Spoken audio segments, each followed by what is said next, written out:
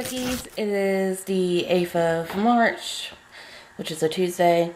I didn't vlog yesterday because I forgot the memory card when I came down here, so oh well. But it's like 3:27 in the morning. Sleep schedule is fixed. But I am going to bed earlier than what I want. Don't know why. Maybe it has something to do with me waking up this early. Don't know. Anyways, I finished the past couple of days. I finished Anne of West Philly, Killing Time by Brenna.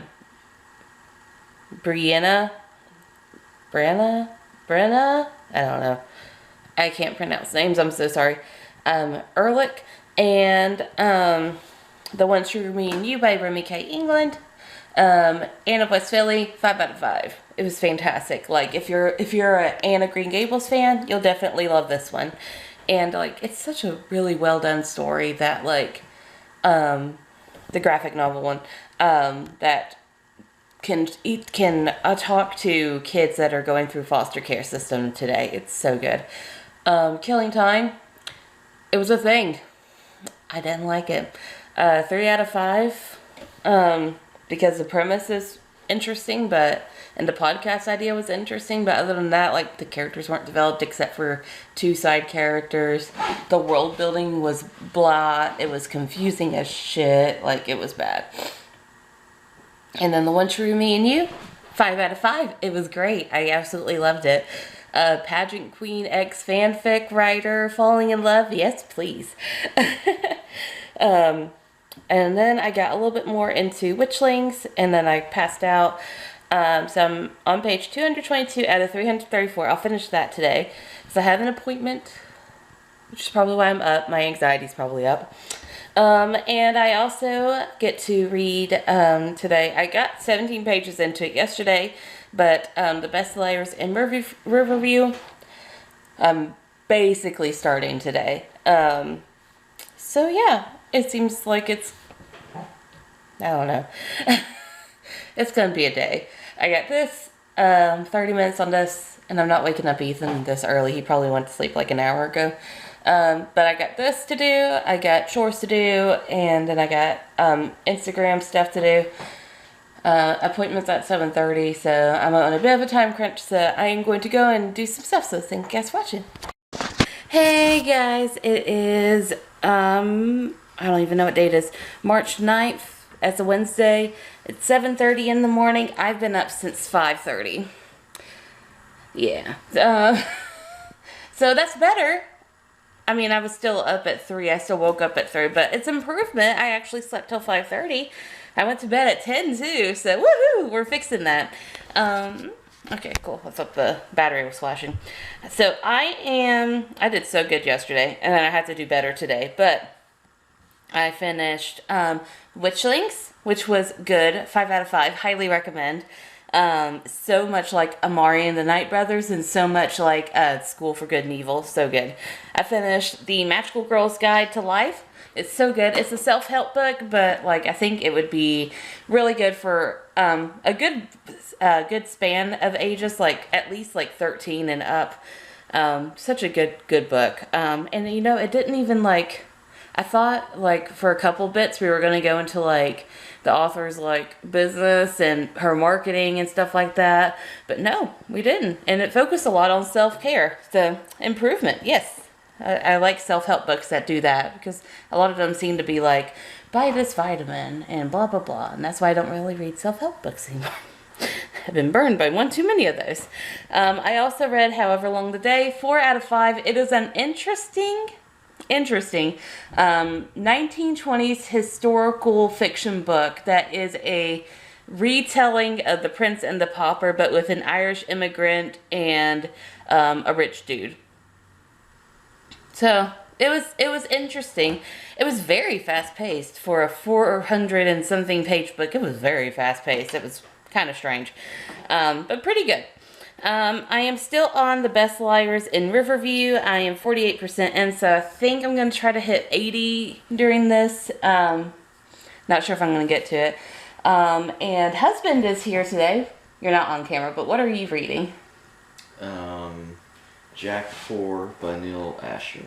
Cool. I'll put up a thing here. He reads mostly sci-fi, so if you're looking for sci-fi recommendations, I might be able to get him to do like a list or something on my blog. Or on camera. I don't know. Whatever he wants. Maybe. He likes sci-fi. Yeah. But yeah, so we're going to go work out, so catch you guys up in a bit. Hey, Bookies. I don't know how much I vlogged this week. It might not be a big vlog. But I'm about to go on a bit of a rant, so maybe I will fill in some of that space. Also, today is March 10th. It's 2:15 p.m. I've not had the best get up and go today. So, number one, what's pissing me off is TikTok. It's always pissing me off, but now it's pissing me off really bad. So I do this thing where I have like a weekly roundup of books that I read, and I had a really good rhythm going. It was set to some good music, and every day that I would finish a book, I'd get on real quick and I'd do like a thing with the book. Yeah, I can't do that anymore. I can't like record some clips, go out of editing, and then come back, because the sound disappears. What the hell, TikTok? What the fuck? So pissed. So it completely ruined this week's little video that I had. So I gotta reshoot all of that. And not only that, for future ones, I had to keep all of my physical books on my shelf or somewhere around me. So that way I can easily grab them for, like, you know, Sundays when I complete the stupid video. It's just, I'm very irritated. I'm very irritated. Because I don't like to keep books on my desk when I'm done. It really, really aggravates me. I like to put them up and get rid of them. But now I can't. I mean, I could just, like, not do the video. But, like, a lot of people really liked it. And, like, it brought attention to a lot of books that aren't on fucking Book Talk. Because everyone's so obsessed with ACOTAR. It's just, I'm very irritated. Second thing that's irritating me, Blissfully Bookish made this post, and it was like a badass ladies in fantasy thing. A couple of things. One, they included only 3 people of color on there out of like, God, it was like, I think there was like 30 something on there, 20 something. It's a pretty big list, but only 3 people of color are on there at all. And then the second thing is that they included a character from Harry Potter. And it's like, hey, no. And they're like, it was user generated. I don't know what you want us to do. We just saw the top results from the user generated list. And it's like, y'all are so dumb. Like, you don't have to completely do whatever your user-generated shit is. Especially when you're looking at it and there's only 3 people of color on there. You are the ultimate person that is posting that. You need to be held accountable for it. You can't just pass the buck to your followers. Especially your followers who seem to be transphobic and voted for that trash turf's character to be on the list. And in the midst of all the anti-trans laws, girl, no. Girl, no. No, not a good move. Like, not apologize, just kind of pass the buck. And like, okay, so when, I have a similar story, but I'm not saying that I'm the pinnacle of, like, you know, allyship or whatever. I am not. Oh God, no. I still make so many fucking mistakes. And I appreciate everyone that comes to me and they're like, hey, no. And I'm like, oh, gotcha.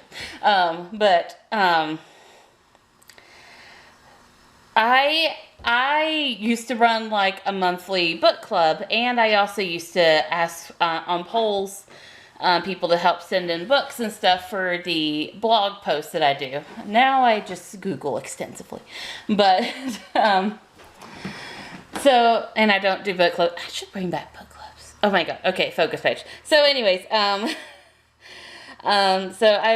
I would take polls, and most of the time, the books that were recommended to me were white-led, and it's nothing wrong about that, but it's not inclusive. most of it was straight, but a lot of it white led. So I'd be like, all right, so what should we read for May? Let's make it a diverse read. And people would be like, what was one of the more popular lists? And they'd be like, Daughter of the Pirate King, which we did. We did do Daughter of the Pirate King. I'm just using that as an example because I'm trying not to hurt anyone's feelings. So they would send in, like, you know, submissions like that. But I had already had the talk about inclusivity and equity versus equality and all this other stuff. So I knew that what I was getting isn't what I should be putting out. But like what the answers that I was getting, I shouldn't like fully depend on, especially because I am white and a lot of the people that follow me are white, and a lot of the answers that they will ultimately give me are white led. Again, it's nothing wrong with that, but when you're asking for inclusivity, you need to take that into accountability whenever you're doing stuff like this, whenever you're doing public polls, whenever you're going to do like a bracket challenge or a book club or anything like that. You need to take a step back and be like, okay, so these are the this is the answer pool I got, and here is the data that's surrounding those. Yeah, I can see where this is like a little bit weird, so I'm just going to fibby and throw in like a few extra so-and-sos and whatever. Or I'm just going to leave out that one character because of all the anti-trans stuff that's going on. You know, like, there's, it seems wrong to fibby and be like, here's the results, and they're fudged. But you could just be like, based on the results, which is what I always did. I would always say, based on the results that I got, here are the answers that I'm giving you. I mean, it's not like it's a test or anything. The answers matter, the questions don't. So, no one's getting graded on it. But you do need to make sure that you are inclusive when you're presenting stuff like that. And make sure that you're not, you know, fully depending on what people are giving you. And I understand, like, it's like, especially when you're a company that's fulfilling, like, I guess hundreds of orders a month, it's much easier just to take that sample size and generate it into a list, but it's not being a good ally to do that and to ignore the obvious issues with your data collection. I don't know if any of that really made sense, but in the context, I'm hoping like in the context that someone understands it. But basically, I don't know, TLDR, make sure that you're presenting a sample size that is inclusive when it's not like, you know, like anything that's like academic work or research based or anything like that. If it's for like a book bracket, you can fibby. If it's for a book club, you can fibby. If it's for an academically researched paper that's giving scientific findings, please don't fibby. But book brackets, yes. Book clubs, yes. Book blocks, yes. Like, who cares? Who cares? Just make sure that a lot of people represent, and don't do like the whole box ticking thing either. You got to be aware of that as well, where you're just going down the list and you're just including people based on their identity and, you know, only that. But don't box tick, but do be mindful. It's a very, very weird line, I know, because, you know, white privilege is like, but you should just take all the answers. But no, you shouldn't just take all the answers. You should be mindful and be cognizant of what you're posting and how it will appear, especially with what Blissfully Bookish has posted. They say that they don't support J.K. Rowling, but then they post that. And so to the outside, which is what I told them, to the outside you do look like you support her and her turf nonsense. Even though on the inside you say you don't, which is a problem that a lot of people that are still posting Harry Potter are having. They don't realize that what they are posting, what they are presenting, is what ultimately defines them. So if I'm mainly posting sci-fi books, it looks like I'm a sci-fi book account. If I'm mainly posting, I don't know, about cars, I look like a car account. If you're posting about Harry Potter, you look like you side with the turf, and that's you know, you can love it. It's fine. You can still love the books. Do it not online, especially, and like it's especially like it's like do it offline, because what's really wild is, oop, someone's at the door. People will do this. It's the wind. People will do this. They'll be like, well, me posting about Harry Potter, it's not promoting them. But yet they'll go to publishers and be like, I'm requesting this Ox, and I'm going to promote them on my account. So is your account book promotion, or is your account not book promotion? Because you're sending two very, very, really, really mixed signals. If you're accepting ARCs, if you're promoting books, and you're posting about HP, anything by the turf, JKR, then that's what you're looking like, babes. That's what you're looking like. You're looking like you side with the turf. That's just how it is. That's just how it is. So I'm waiting on them to, because apparently we were close friends. They put me in their close friends list, and I DM'd them. Going back to Bushly Bookish, by the way. Sorry, my mind kind of jumps places. So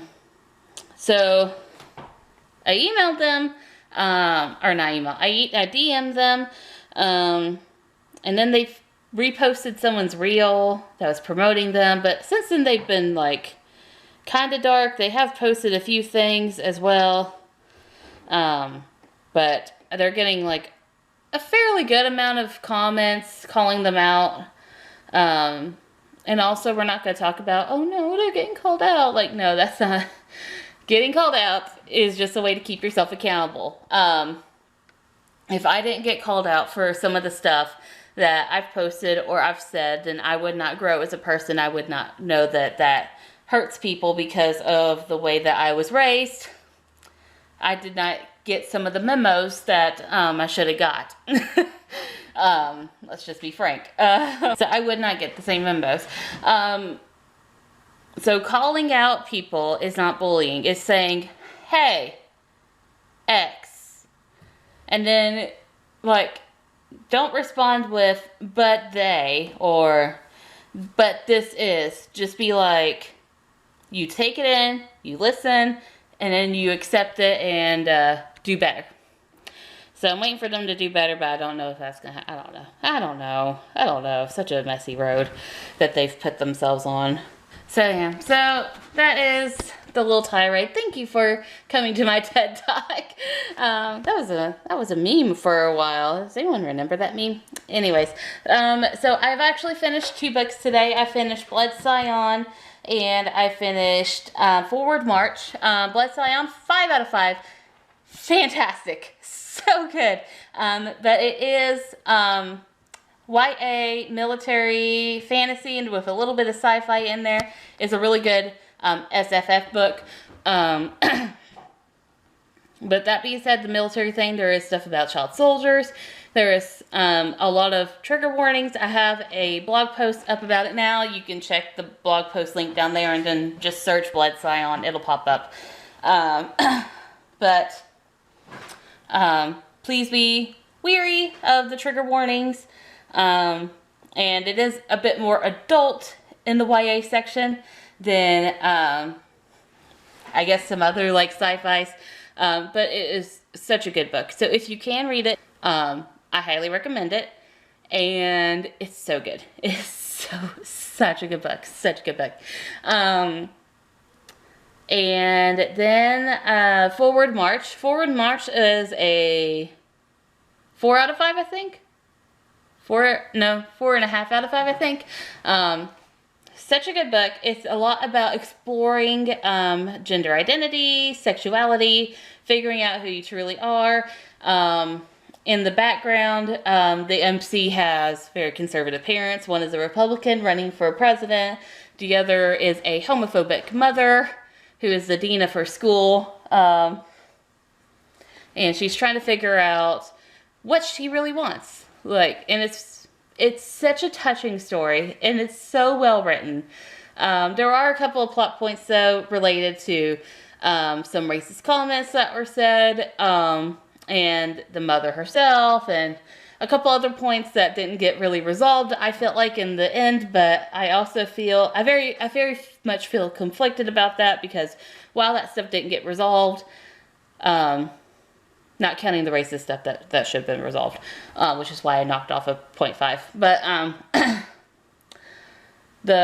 with the homophobia and stuff like that, while I do wish that it was resolved, and that the whole story had like a happily ever after, I realized that that's also not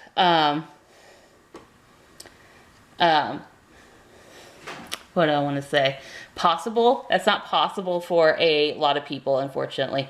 Sometimes their story just ends with a family that is kind of broken because someone can't accept who someone else is. And it's entirely on that someone who can't open their heart. So realistic but heartbreaking, but such a good book about exploring your identity, about finding out what you truly want and who you truly are. And they're band geeks. I used to love band, and then I didn't. There was a lot of pressure from my parents, and I didn't want to deal with it. I used to play clarinet. They had a little snooty comment about clarinet as being cults. I wasn't in a cult. They rejected me. I was upon my own island of the clarinets, and then I got moved to bass clarinets because I wasn't playing nicely with the other clarinets. I got moved to bass clarinet with these two brothers, and it was kind of hilarious. So it was like, there was the oldest brother who was like a senior. Well, hold on, we weren't in high school. He was like an 8th grader. Yeah, there we go. He was an 8th grader.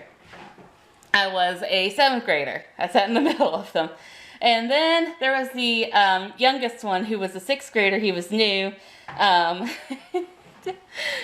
That guy, the little brother, oh my God, he played so well. He just like played us under the table. Like, we couldn't keep up with him. The older brother didn't even try half the time. Like, he was just like, I'm just here because I don't want to do gym. And I was like, bro, same, I don't want to do gym either. That's great. He had a gift. He had a gift for the bass clarinet, and I hope he's still playing, because he was so good. But like, me and the older brother, we just kind of chill. So, because like we couldn't compete. He was first chair, his first year in band. We were just like, yeah, whatever. This is us. We're just here. He didn't want to do band. I didn't want to do band. I'm like, yeah, no, don't want to do band. So we were just kind of there. But I did love band. I miss band. This book made me miss band. My husband's trumpet. That didn't sound right. Anyways. So yeah, so I finished Blood, Scion, and Forward March. I'm going to pick up the Best Liars in Riverview and finish that. I'm almost done. I'm like 83% in. So I'll finish that and start Scorpica. That is 8 books this week so far, and it's only Thursday. Well, I mean, it's only Thursday. It is Thursday. But yeah, that is it. I'm going to go and read, so catch you guys up in a bit. Hey guys, it is Friday I don't even know, is it the 11th? Yeah, it's the 11th of March. It's 9:43 in the morning. I am still doing Thursday chores and Thursday content creation stuff. So right now you're on a fancy tripod. But I believe this is where I'm going to end the vlog for this week. I don't know how much I vlogged, so I'm sorry if it's not as big of a vlog. But yeah, I have a ton of stuff to do, and I want to kind of get everything edited out. But I think I went through yesterday what I have read. I've not really finished anything. Oh wait, I did finish the Best Liars in Riverview, and I finished Scorpica. Scorpica was a bit of a DNF, I'm sorry. Well, it wasn't for me, but it might be for you. Best Liars in Riverview, 5 out of 5. It was so good. So what I'm going to be currently reading today into tomorrow, where I'm going to start the vlog today, or tomorrow, I don't know if I'll start the vlog for next week today. But today I'm going to be starting Loveless, which I've already should have read, but I haven't. I also got to get through the Ogress and the Orphans, and the Infinity Courts, and I think those are the 3 that I need to get through. I feel like there was another one, but I can't remember it now. But then I'm going to jump, after those, I'm going to jump into the Bridgerton series. And for ebooks, I'm starting Cold the Night, Fast to Wolves. I didn't work out on a treadmill this morning, or else I would have vlogged there. But I have been up and working a lot because our friends are coming over. We're restarting our Friday nights. D&D nights, so I want to get everything done and like totally just hang out with them. But if you're that friend, hi friend. So yeah, that is it for this week's vlog. So thank you guys for watching. See you next week. Bye.